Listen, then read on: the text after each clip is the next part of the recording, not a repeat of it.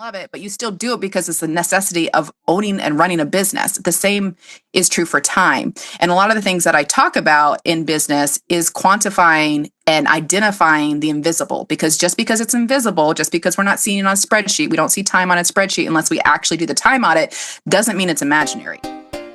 I'm Becca Poutney, wedding business marketing expert, speaker and blogger, and you're listening to the Wedding Pros Who Are Ready to Grow podcast. I'm here to share with you actionable tips, strategies, and real-life examples to help you take your wedding business to the next level. If you are an ambitious wedding business owner that wants to take your passion and use it to build a profitable, sustainable business doing what you love, then you're in the right place. Let's get going with today's episode. Today, I'm chatting with Colleen Carswell, CEO of Structured to Scale. Her mission is to help business leaders optimize their systems and turnover-proof their teams. With over 17 years experience in hospitality and corporate sales, she now helps transform chaotic backends into streamlined operations. You all know that I love a system, so I cannot wait to get into this. Colleen, welcome to the podcast. Hi, thanks so much for having me. Thank you so much for coming on. Now, we're going to let the listeners into a secret because we are recording this just 2 weeks after Las Vegas. And we had fun in Las Vegas, and we got together and we had speaker drinks that we hosted together, and we went out for dinner together. And so it's so nice to now have you in this more formalized environment. But we had fun in Las Vegas. So let the listeners, because there'll be a lot of people listening who've never been to Wedding MBA, just give them a glimpse of what that week's like. Yeah, that's a wild week. It's wild in all the most beautiful ways, but it's crazy. And it depends on how you're coming to Wedding MBA. If you're like us and you come as speakers, or if you come as exhibitors, I was an exhibitor and a speaker, or if you're coming as an attendee. So, but the energy is always really high. And my favorite thing about Wedding MBA is actually the connections. Like the education is fantastic, but I just make the best connections there. And that is what I hear from a lot of people, is the networking and the people that they've met, and the ideas that they got just from those connections. So yeah, it's a fun week. Yeah, it absolutely is. And I think you have to have experienced it to understand it. I try and explain it all of the time to people on the podcast and in real life. I'm like, you just have to be there to feel it, both as a speaker, as an and as an attendee, because you're right. It's the people you meet in the room, but it's also the inspiration you get from just being amongst such high energy people and such a high energy event for a few days. Yeah, absolutely. It's so fun. So if you're listening to this and you've never been, get it on your bucket list for 2026. And if you can't get to Las Vegas, get to a live event. Come to my event in London. But being in the room with people and being amongst the best in the industry, there's nothing quite like it. So anyway, enough about Las Vegas. Let's talk all about you, because I always like to get my guests to go a little bit back in their journeys so that my listeners understand why they should pay attention to what you have to share with them. So I mentioned in the intro, you've got a lot of experience in hospitality.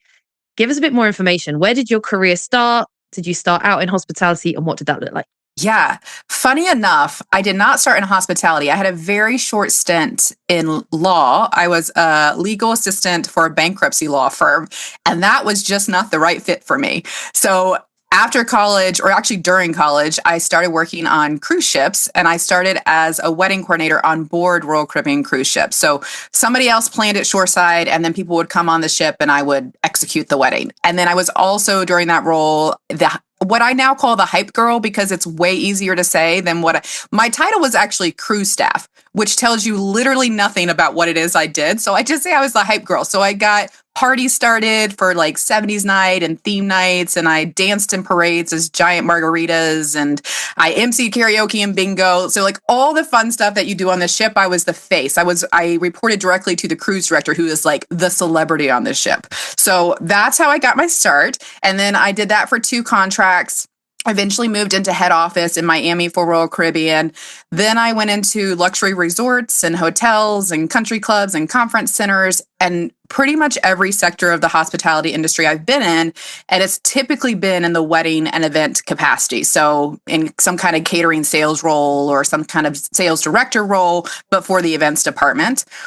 Then in 2013, I had my first kid. I now have 4 children. And when I had him, he had some medical complications. He's all fine now. But during that time, I was working in hotels, and I realized I wasn't going to be able to go back because I needed to care for him. And I thought, well, this is an excellent time to start my own business on top of being a new mom to a kid who has medical needs. So I started a wedding planning business, and I anticipated that was just going to be an easy low key, not a lot of events, but just something to get me through, keep my mind busy off of what was going on. And it ended up that I was serving a very specific niche in the wedding market that was very underserved. So we scaled quickly to serve, we were in Austin at the time, and then scaled to serve Houston and Dallas, Texas as well. So we have multi-locations. And then fast forward to now, I own Structure to Scale, which is an operations agency. And a lot of our clients, not all of them, but a lot of our clients are wedding professionals. So that's kind of how I got here. And I've been doing this journey now for 17, 18 years, and I absolutely love it. So fun. I just need to go back and talk about the cruise ship because I love stuff like this. I'm an entertainment girl myself. I love all of that. Like, what was life like on a cruise ship? And do a lot of weddings happen on cruise ships? Because that's not really a thing so much over here in Europe, but over there, Royal Caribbean, do a lot of people get married on ships? Yeah, at least they did. I don't know now, but when I was on ships, we had several weddings. So we would have weddings typically on turnover day. So when we were at Portside, I sailed out of San Juan and I sailed out of Port Canaveral, Florida. And so on those days, like the couple would join the ship, the family would join with them. They would do their thing. And then most of the time the family would leave. Maybe a few people would stay on, but the couple would stay on and cruise with us. So yeah, we had lots of weddings on the ships, and it was a good time. Yeah, I can imagine it was a whole lot of fun.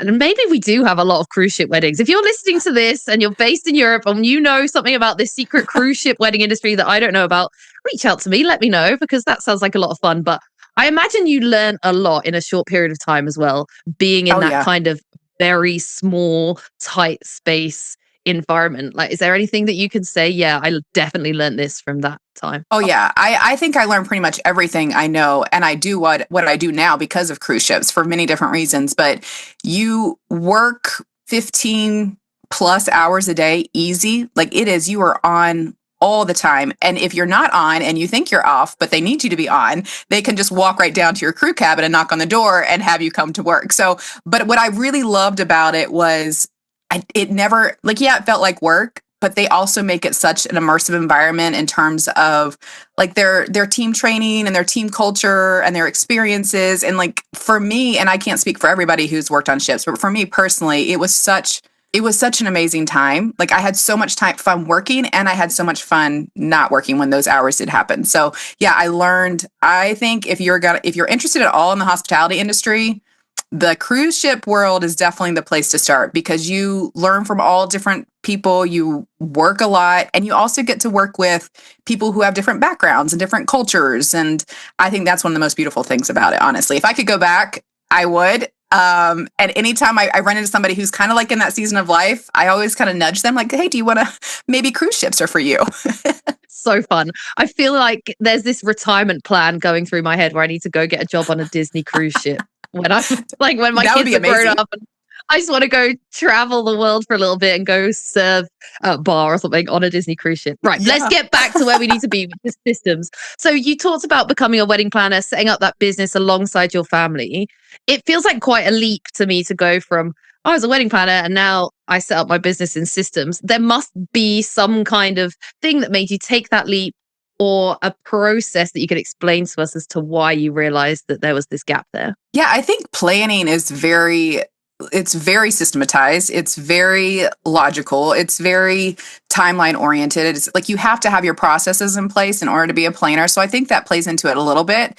But I think when I started to really scale my business, I actually took a step back from being the wedding planner, and I did more of the back end operations and team building and scaling and like, what does that look like? And then I had my team members who were the planners. And we actually, so when I said we served a very specific niche in the market, we served DIY brides, and nobody at that time, and I don't know now, but nobody at that time was doing that because it didn't have the money per se. But the way in which we did it, it worked really well for both our company and for the couples. And so when we brought in new planners, we really brought in entry-level staff, and we had a really robust training program to bring them up.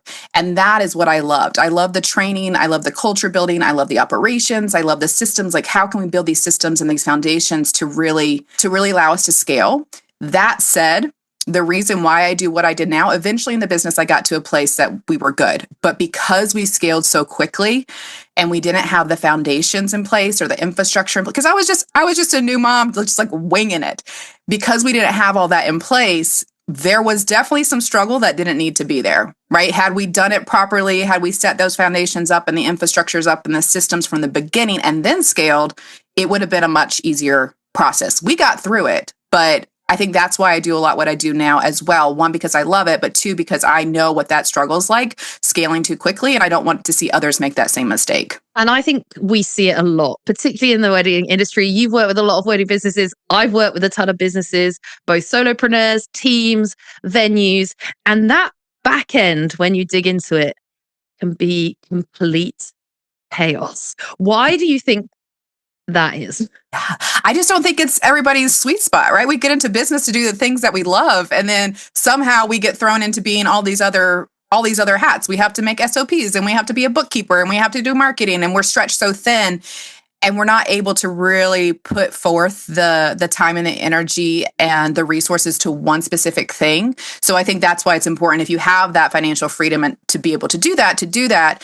But yeah, I think we get in it with the starry-eyed, hey, I'm going to be a wedding planner, and then we have to run a whole business on top of that. So yeah, it makes sense why the back ends are so, yeah, as you said, chaotic. Yeah. And I think as well, what I find is that people often decide to start implementing systems 5 years into business, which makes it a whole lot harder, is exactly as what you said, is if you start with the systems, you grow with it. But actually what happens is people end up with this massive business and then they're trying to like backtrack and work it all out. And I'm guessing a lot of people listening to this episode are already in that situation. So we can say to them, yeah, from the start, set up all these systems. But actually, let's acknowledge that a lot of them are probably 2, 3, 4, 5, 10, 15 years into their business and running at this chaotic state. And so it's not going to be as easy for them as, okay, let's just start from scratch and start the systems. And I think it's also important that we acknowledge at this point that when we talk about systems, and I'd love you to just share a bit more on this, we're not just talking about a piece of technology as a system, are we? You're talking systems overarching in business. What would you say kind of comes under that label? Yeah. So what I like to call it the macro SOPs. So your systems, operations, and processes. We all know SOPs as standard operating procedures, but I see that as like a micro, like under that umbrella of systems, operations, and processes. So yeah, it could be your tech, it could be your onboarding process, it could be your documentation, it could be a whole host of things, not just your technical systems. It's everything in the back end of your business that makes it run and makes it operate. And a lot of that is going to be your processes as well. Okay, so from some of the businesses you've worked with and you've gone into their back ends and seen some of the chaos, what do you think are some of the common mistakes you see, particularly within the wedding? I think before even getting to that, I think the biggest mistake, and not even so much mistake, but the thing that holds people back from reaching out and working with somebody like me, whether it's me or a different company, is that they're embarrassed of their back end systems and they don't want anybody in there. It's kind of like bookkeeping. Like you don't want anybody to actually see the numbers behind the scenes.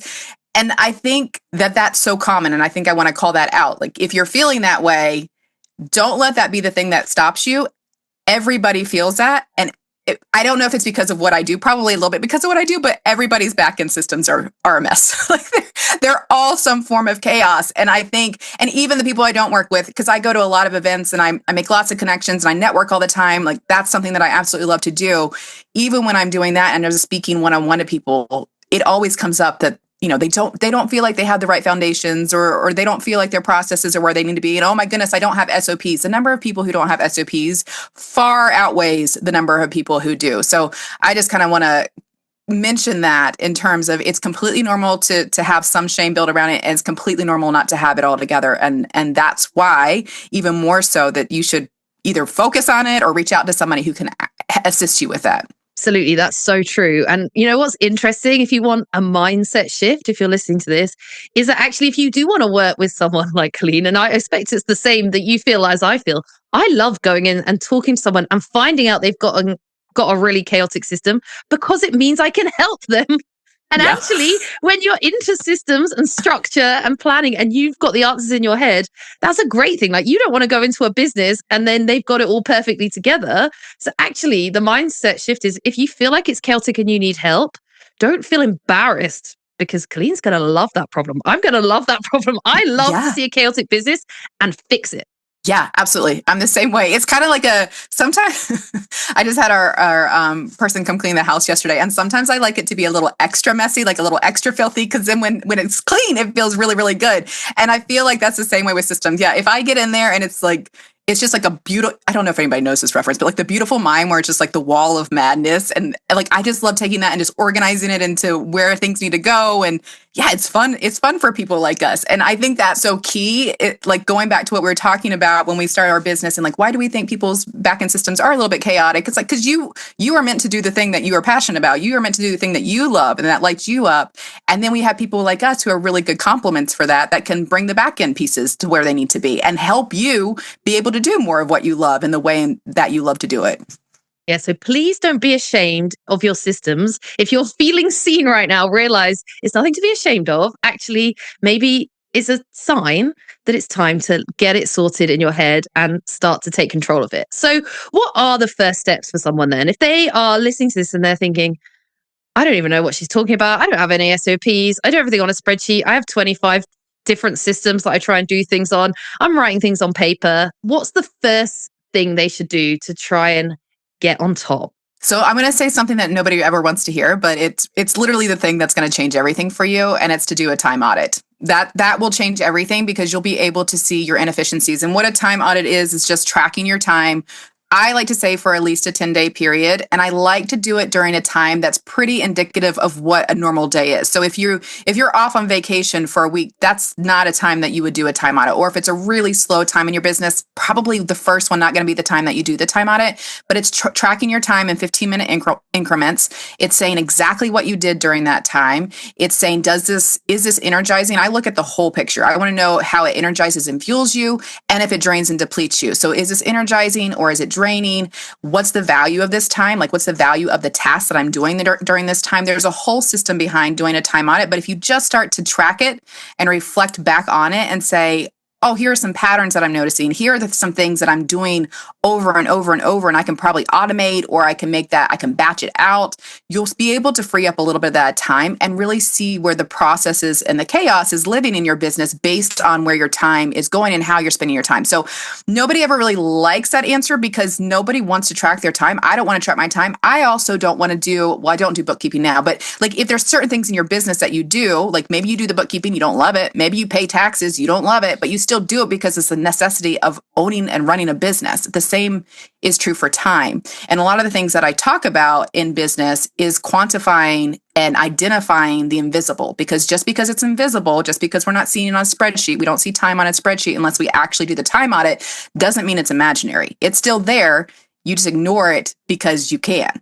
So I want people to get really crystal clear on where the time's actually going, because I think that's the first step in being able to solve for any kind of problems that might exist. I'm going to let you into a secret here because my husband is an engineer and engineers have to track their time all of the time. And I cannot tell you how many times he says to me, Becca, pull up your time sheet and show me how much time you spent on everything. I'm like, I don't have one. I don't want to have one, but I can see why it's important. So tell me why this is important. Do I need to do it on a spreadsheet? Do I track what task is assigned to what? Like, do you have a structure? Do you have a system? How do we even get started with this? Because even this feels overwhelming to me, and I like systems. I'm thinking, well, I do loads of stuff with my time. How on earth do I track it? Yeah. So it really, again, it's putting on that lens of, okay, I can do this because I can do anything for 10 days. Right. So it's not long-term. It's being very clear, like this has an end date. And I think that's important because a lot of times people will think, oh my God, I have to track every 15 minutes. That's ridiculous. Yes. And also it's only 10 days. Like put a little countdown calendar on your wall, check it off, whatever you've got to do, just get it done for 10 days. One rule that I always like to give people the biggest thing is taking action. Like just doing it is the biggest thing. So don't get so hung up on the rules the first time that you do it. But one rule that I like to give is like, as you start to track your time, you're going to start to really notice where there are inefficiencies, where there are patterns that you can correct. Try not to fix them in real time. Try to let those exist throughout the entire 10 days and then address them, because you want to collect actual data, real data of how you've been spending your time so that you can pattern correct. If you correct it in real time just for sake of, it's like when you log your food, right? Like when you're going on a weight loss journey and they say log your food, it's like, I didn't actually eat that cake. It doesn't actually exist. So like same thing, like just don't do that. Just track your time the same way. Make sure that you're not changing the data. So that would be one thing that I always want to mention.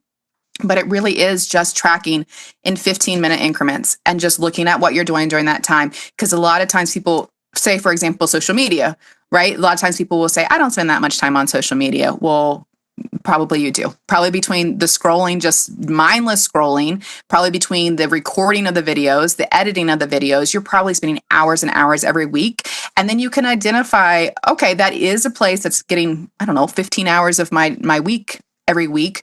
How can I correct for it? What systems exist? What AI tools are out there that can help me make that process even more streamlined? How do I not scroll so much? Do I put a time limit on my social media usage? Like you can start just to get really creative with how you identify that time. And then as you're freeing up that time, then that allows you to be able to do more higher value tasks or things that align more for you. But you have to have the data first. And that's the same, like you can't ever say, we always want to say time is money and money is time, but then we don't actually treat it that way. This allows you to treat it that way because for your money, if you think about it, you have bookkeeping and you have accounting and you have forecasting and you have P&Ls.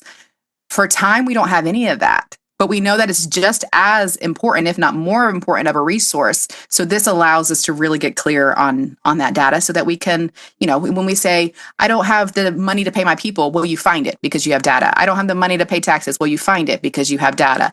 The same thing for time. Love it. Okay. You've inspired me. I need to do this. So for 10 days, we basically just need to note down every 15 minutes the tasks we've done, what we've done, and what we feel like doing, like whether we like doing it, whether we don't like doing it. Is that right? So that we can then reflect back and go, oh, I spent a lot of time doing things I didn't enjoy or... Yeah, exactly. And it's so important to do things that you enjoy from a capacity standpoint. You're going to be more passionate about what you do. You're going to like what you do more. So you're going to do it better, really. You're going to expand your capacity. Energy and time are very much interconnected. And I don't think that that's addressed enough. If we're spending, I like to say, I want to see more green than red, meaning more high energy fueling tasks than red draining tasks. Will you ever not have red on your time tracking sheet? Probably not. Ideally, yes, but probably not. But I want to see more green than red because that means that you're living in the zone that you really operate at an optimal level. And when you operate in that optimal level, then obviously everything expands, everything gets better. So that's the energy and time piece are really interconnected in that way. And I don't think there's enough focus on that. So being able to track your time, putting red to green, putting a value on it is an important piece of the time tracking. And so once you've got that data, so I've got my 10 days of data, I've worked out where I'm spending my time, and it's probably going to show me some things I didn't realize, like I spent too much time on social media, or here's some things I don't enjoy. Once we've got that, what's the next step then? Is it identifying areas where we can outsource? Is it identifying areas to bring in technology? Is it identifying areas to just ditch completely? How do we take that data and do something meaningful with it? Yeah. All those things. I call it DEA. So delegate, eliminate, and automate. So what can you delegate if you have a team member, or maybe you need to outsource something? What can you delegate? What can you eliminate? Things that you're doing, you're going to find things that you're doing that you don't necessarily need to be doing, either right now in this season or at all. So you can just eliminate those things. And then what can you automate? And again, that goes back to what we're talking about with AI. Like we've never had so many apps and tech and AI that can support us in automating different things than we do right now. And that's only going to grow. So starting to train our mind to constantly be looking for the things that can make this easier. Like we don't have to just do something the way that we've been doing it because that's the way that we've always been doing it. We can actually identify, oh, this pattern no longer serves me. This pattern no longer serves the business. How can I make that better? And then you go out and you look for the things that make it better, whether that's a human, whether that's someone that can do this for you, or whether it's tech. And what about for the wedding business owner that's not very good at letting things go? Because I have this conversation with people a lot, I'm sure you do too, where you see all the systems and you see where they're spending their time. And sometimes they're spending their time on tasks which they can do well, but maybe their time isn't best spent there, but they struggle to let it go because they think, well, why do I want to pay someone else to do that when I can just do it myself? How do we address that? Yeah, I see that a lot as well. I think if we can really start quantifying that in terms of what's the opportunity cost What are you missing out on? And when you do the time tracking, part of it is also going through each task. And similar to when you go to Google and you go like to a restaurant and it has a $1, $2, $3, or $4 sign, saying if it's a really inexpensive thing or a super duper expensive thing, you kind of do the same thing for that task for you. And so I call those high value versus low value tasks. And you want to be spending as much of your time as possible in high value tasks. Low value doesn't mean lesser value. It just means better allocated to somebody else or something else. You want to be spending if you're a business owner listening to this, like you want to be spending your time working on strategy and visioning, things that actually align with you energetically, things that light you up, things that fuel you and are able to expand your capacity. Partnerships, vendor relationships, especially in the wedding industry, relationships are key. So looking at your time and seeing, oh, these are actually lower value times. Yeah, I can do them, but they're costing me. My time is better spent somewhere else. My time is better spent on these tasks that can move us forward. And this is actually more so for an admin. And yeah, I'm going to spend a little bit of my time training this person. And I think that's also where I get the kickback. It's like, well, then I have to train this person and I don't have the time to do that. You really don't have the time not to do that, because then you're just going to be doing this low value task forever and always, and foregoing all the higher value tasks that you could be doing for your business.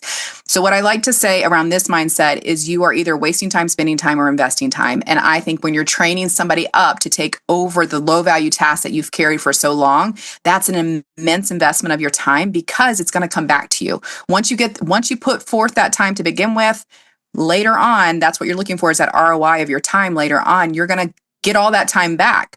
So yeah, it is a little bit of time in the here and now, but I also like to think about the future and what that means for your future if you put forth the time right now. So that's how I typically handle that. And also, I just let them know, like, you don't have to do it all at once. And I think that's the big thing. Like, identify the problem areas, the challenging areas, and then just pick one and start there and start as small as humanly possible, because it's all a change in habit. It's all a change in mindset. So we were not going to be able to tackle it all at once. Just baby steps is the name of the game with this. I think so much of it comes down to mindset. And I think it kind of goes back to the overarching thing that you've been saying about how we don't really put a value on time and it's invisible. But actually, when we say, oh, it's cheaper for me to do it myself, we're actually valuing ourselves and our hourly rate lower than the assistant, right? And actually, it's because for some reason we have this mindset, well, our time is free.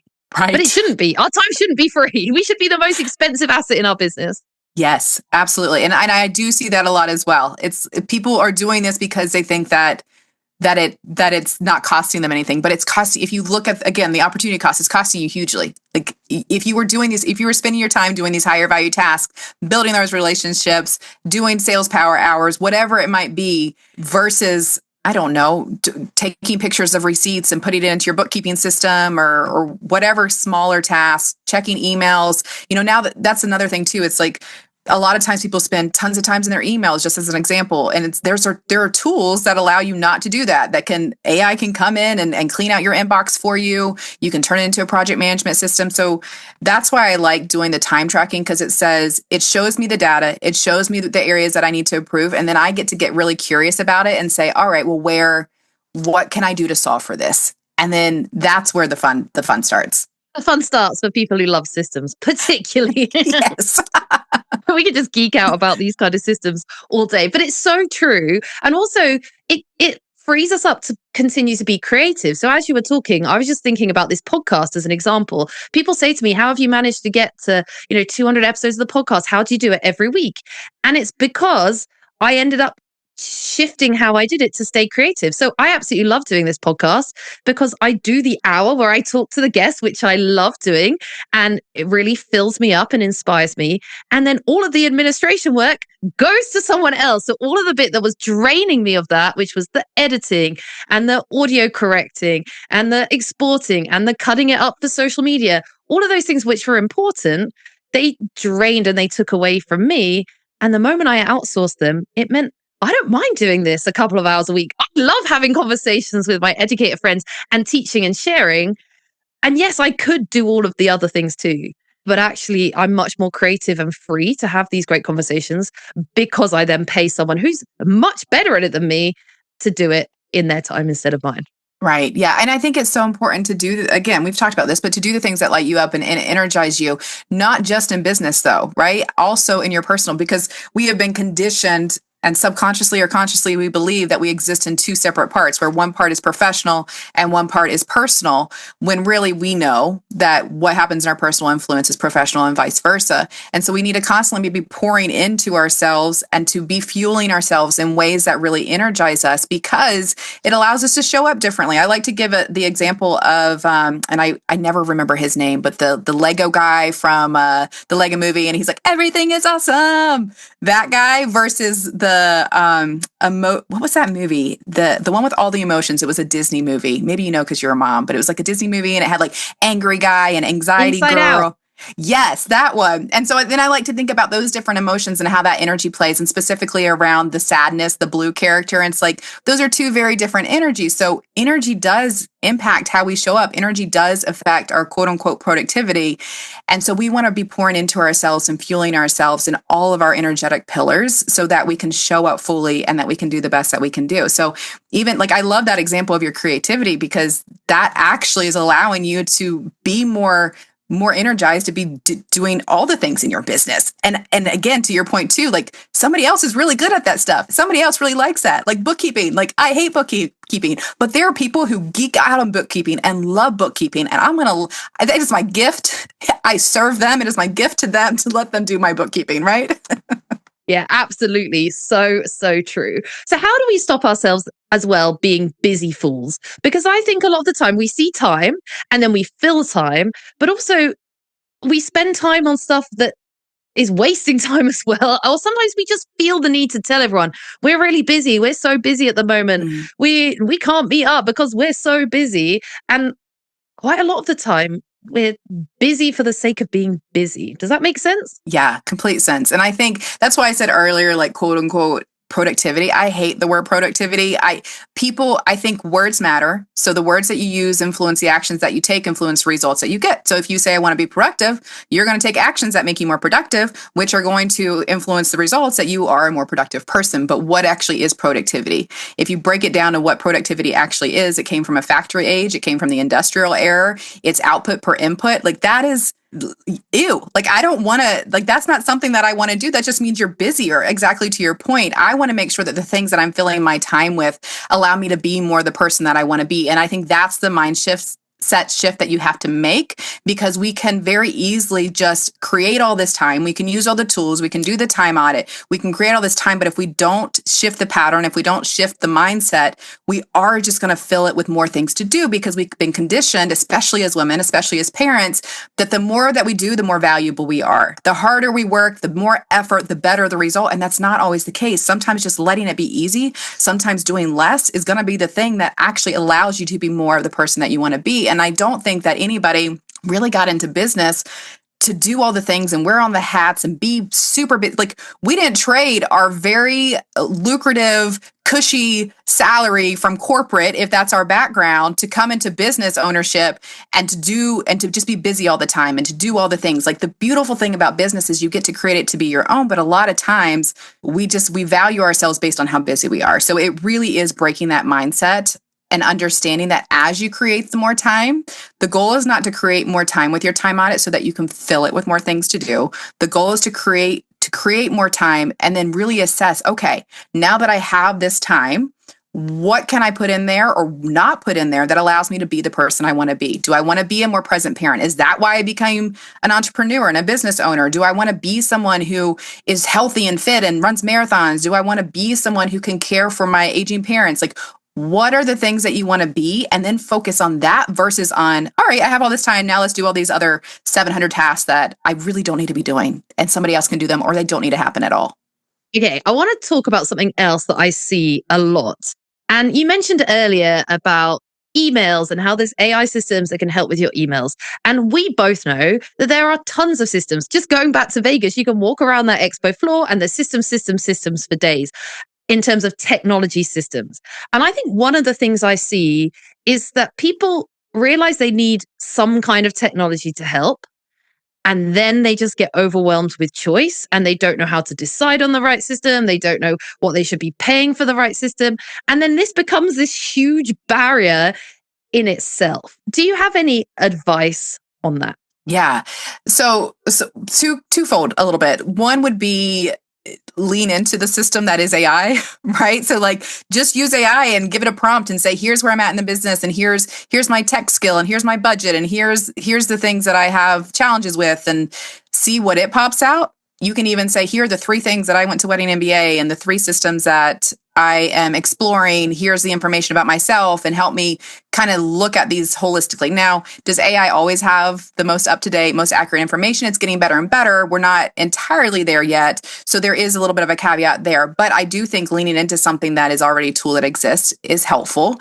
What we do, and what you could do on your own, is we do a comparative software analysis for our clients who are in the process, to say, for bringing on a new CRM. And so you go to a show, and I think that's one of the biggest issues is people go to the show, they find this new thing, and they're like, and the people who are at the shows, the exhibitors, and I know this because I am one, they're there to sell you, right? Like they're there to tell you that your product is the best and your service is the best, and it's going to look all shiny and sparkly, and they're going to make it so that it sounds like it's the right fit for you. And maybe it is, but don't just jump into it because they said to, right? You really need to sit down and do your research, because it is such a big investment of everything, of every resource, of your time, of your money, and of your energy. If you get it wrong, that's going to put you in a bad place for a really long time. So spending the time, investing the time, like we've talked about, investing the time up front, doing that research, doing a side-by-side comparison, and saying, and really understanding who you are. Yeah, maybe that system works really well for someone else, but it doesn't fit your tech level, right? There are certain systems that we work in that are super robust. And while we are able to work in there because that's our skill set, I would never recommend it for somebody to operate on their own, because if they're not super techy. So really understanding, okay, here's my tech skill level. Here's the time that I have. Here's who I have on my team who's going to be able to assist me with this. Here's realistically the budget that I have, and just make your columns and say, all right, column A, B, and C, compare them side by side. Which one is the clear winner for you? There are certain things that you'll want to, like, one tip that I always give to people is if you go to shows and they say, or if you just go online and they're like, coming soon, this feature will be released at some point. Like, I never believe that. Number one, because I've been in this industry long enough. Number two, my husband is in tech development, and the number of times I hear them say that they're going to release this new feature, and then it never comes, or it comes like 2 years down the road when they gave the assumption that it was going to be, a month later. So never go off of what's to come. Always just go off of what's existing here and now, because things can change for tech development. But I do always like to give that little tip as well if you're doing your own comparative software analysis for your new system. Yes, so true. And just understand all the things you want it to do, because I think that's the other thing I see people make mistakes. They go for a system and they say, I want it to do this. Oh, that system doesn't do that. I'm like, well, why didn't you think about that before we jumped in? But you're right. And I think you're also right when you say, don't just go on what someone else says, because that I see that all the time. They're like, so-and-so said they use this system and this system really works for them and they have a code for this system.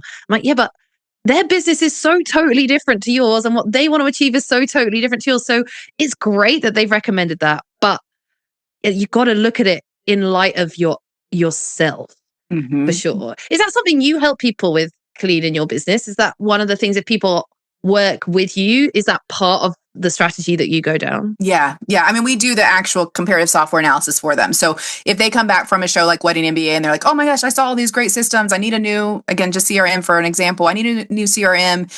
Here are some of the ones that I picked. I can immediately, because I've been in the space long enough, I can immediately say, no, that's probably not going to be the best fit for you. Or this one is one that we can explore. Here's actually a few that I know of from my experience. And then we put those side by side and we talk it out. And I approach it from the tech lens, because that's what I know. I know the systems lens, I know the tech lens, and then I take their goals, my clients' goals and my clients' everything, and we kind of put those side by side, and then I make my recommendation. So that is certainly one thing that we do. And a lot of times, some of that depends on, I might have them do the time audit first, because I want to see really where those inefficiencies are lying, and do you need do you need a new CRM, or is it a different type of tool that you need actually? Because I never just want to assume that you come to me and you're like, I need a new CRM, but you don't even know why that is. You just have been told that that's the thing that you need, but you don't know the reason behind it. I want to know the reason behind it so that I can make sure that I'm giving you the thing that you actually need. And I think that's a really key piece of it. Yeah, I totally agree. And actually, sometimes it's nice to go and speak to you or to me as to someone neutral who doesn't work for the software. Because for us, it doesn't matter to us whether you go with software A, software B, software C, software D, software Z. Because for both me and you, I'm sure, we just want the client to get the best result and to solve their problem, whether it's their marketing, their sales funnel, or their back-end systems.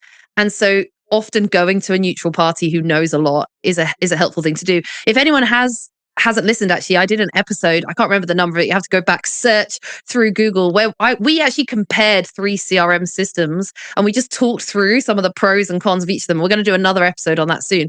Because again, I think there's so much information out there, it's so overwhelming, but sometimes you just need someone reasonably neutral to just break it down and go, in normal person language, this is what this can do, this is what this can do, this is what this can do. So yeah, absolutely. I think, yeah, talking to someone neutral is super helpful. What about people that don't have any money? Let's just talk about that for a minute, because it's great. We can talk about the top ends of the market. And I'm sure some of the people you work with are these big businesses with lots of budget, but there'll be a lot of people listening who have chaotic back-end systems, but are very new and very lean in the amount of money they have to spend. Maybe they're not in a place to start paying to outsource or even to pay for someone like you to do this strategy for them. Are there some things that they can do that's not going to cost them lots of money? Yeah, and I think that's going to be unique to them. I mean, the one thing, I'm going to keep going back to it. The one thing that's not going to cost you any money is doing a time audit. It's not going to cost you anything. I mean, you can hire a company like mine to do it for you, but you can certainly do it on your own. And I think from there, you can glean what is the tiniest tweak I can make that has the biggest impact, right? So I think that's where your mindset needs to be in terms of what's the tiniest tweak that I can make that gives me the most time, frees up the most energy so that I can pour this into the things that are higher value, things that either light me up or things that are revenue generating tasks. I think that's where it starts. Like not just saying, I don't have time for this. I don't have money for this. Okay, let's look at the data around that. If you're not doing those things right now to give you that data, then that is where you need to start. Because everything, whether we like it or not, I personally love it. I know you do too, but everything is data. Everything is data driven. And that's what helps us make our decisions. But yeah, I think just having that mindset of it, and I've been there, right? I've been the solopreneur. I think we all start in that space. And it does feel overwhelming because it's like, I want to do, especially as entrepreneurs, like I want to do all the things and I want to grow all the ways. And realistically, our capacity is only so much. So getting really clear with yourself about that, setting the appropriate expectations and saying, maybe I'm not going to be able to get there yet. One day I will, but what's the smallest tweak that I can make now that makes the biggest impact for me and my business? Really helpful. How do we determine then whether, when we're looking at systems, looking at these ideas, whether something is a must-have or a nice to have? Because I do think that there are some areas of business now where, particularly for bigger businesses, I'm saying technology is now a must have. Like you can't keep doing stuff off paper. But how do we make that differentiation in our business over whether something would just be a nice addition, whether actually it's fairly essential? Yeah, I think, again, I'm going to come back to it's really dependent upon you. Like I do have people who work in paper systems, and it would be against their best interest to move them into an actual piece of tech because that's not how their brain is wired. That is not the generation that they grew up in. So I want to know where you're at and where you thrive the most. And does that, I mean, there are certainly things we can optimize about that paper system, but just cold turkey putting you into a new piece of tech, that's not going to feel good. That's not going to feel supportive. So I think we have to just understand ourselves and understand, am I going after that shiny thing because I actually want it, because I actually believe that it's going to help my business, or am I going after it because somebody else told me to go after it and I don't know the why? And then getting clear on the why you want that thing. And if the why you want that thing is because everybody else is doing it and you quote unquote should do it, that's not a good enough reason. So I think understanding yourself and understanding what it is that serves you best is where you start with that. And I think for so long, I kind of call business, you have several different stages. And one is the sponge stage where you're just like absorbing and you're like, everybody who knows all the things, please tell me how to run my own business. And you're just like absorbing it all. And then you go through spaghetti stage and you're just like throwing it all at the wall. And eventually you hit strategy and scale stage. But when you're in that sponge stage, it's really easy to look outward and say, okay, what's working for everyone else? What are they telling me I should do? But they're not running your business. They're not you. They don't have your brain. We're all very uniquely wired. We all have different skill sets. We all have different passions. So I think we have to get clear on that piece of it first before we can make any real decision on, is this a nice to have or is this a necessity for my business? Really helpful. And also I think it's such a balance, isn't it? Because sometimes there are times when we are resistant because we're stubborn. And sometimes there's times when we're resistant because actually it just doesn't work for us. And I think it's knowing in ourselves, sometimes I'll talk to people and I'll say, have you thought about having this appointment calendar? And they're really resistant, but not because they have a logical reason, but just because it's not how they've always done it and they want to stick with how they've always done it.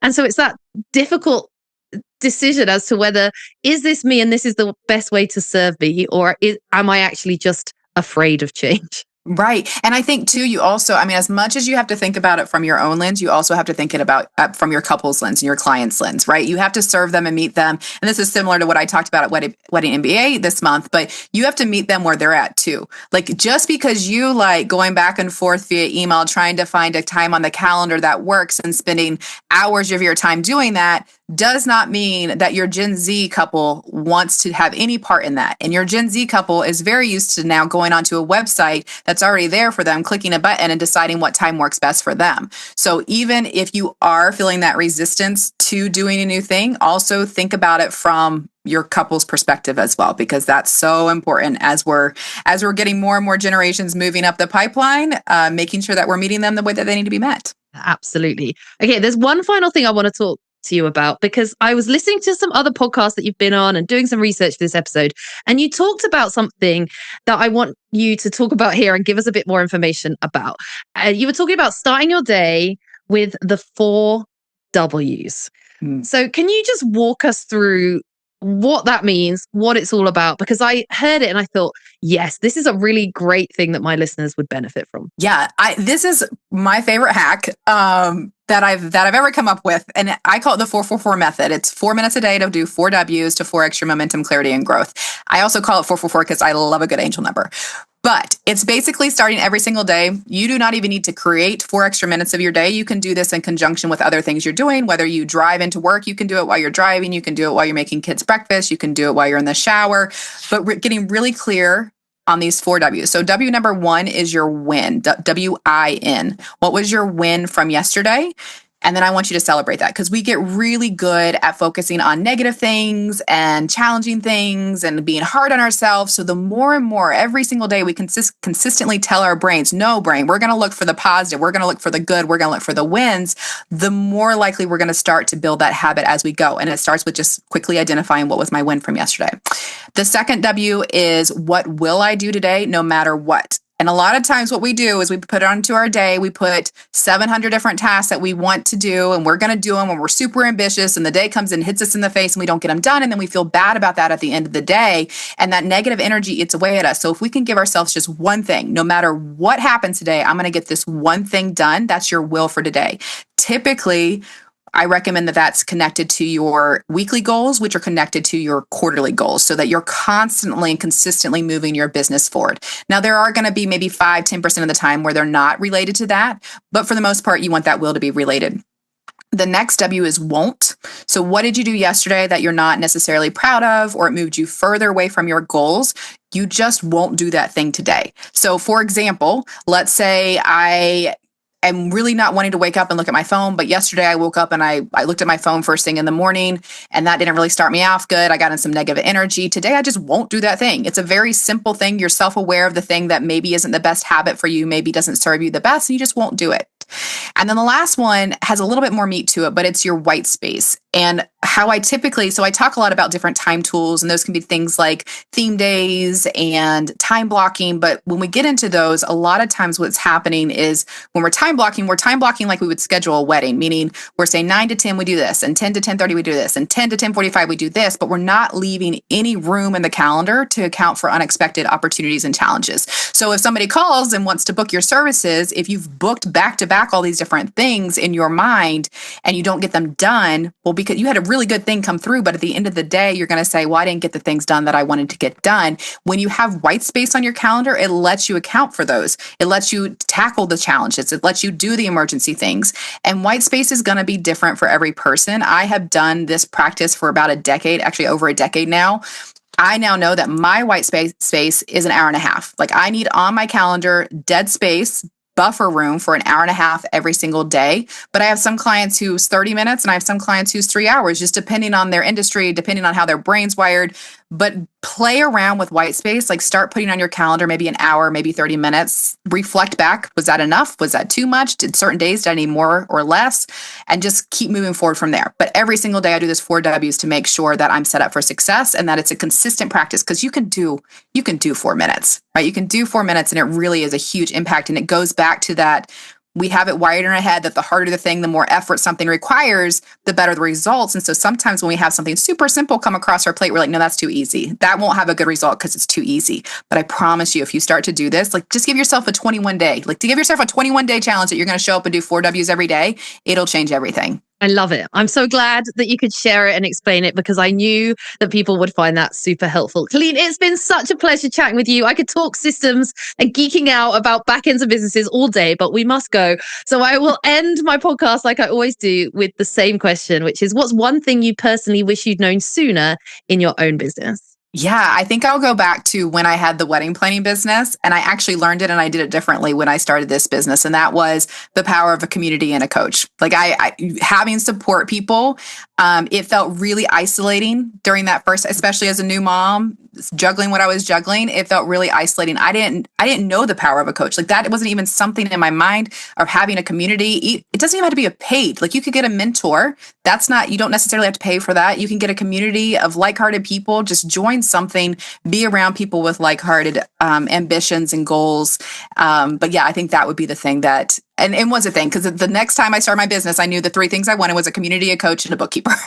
And so that's exactly what I started off with. I love it. Colleen, it's been such a pleasure. If people want to find out more about you, your business, where are the best places for them to find you? Yeah, so you can connect with me at any time on Instagram. I love connecting with new people, so never feel shy to send me a DM, but I'm at Colleen Carswell _.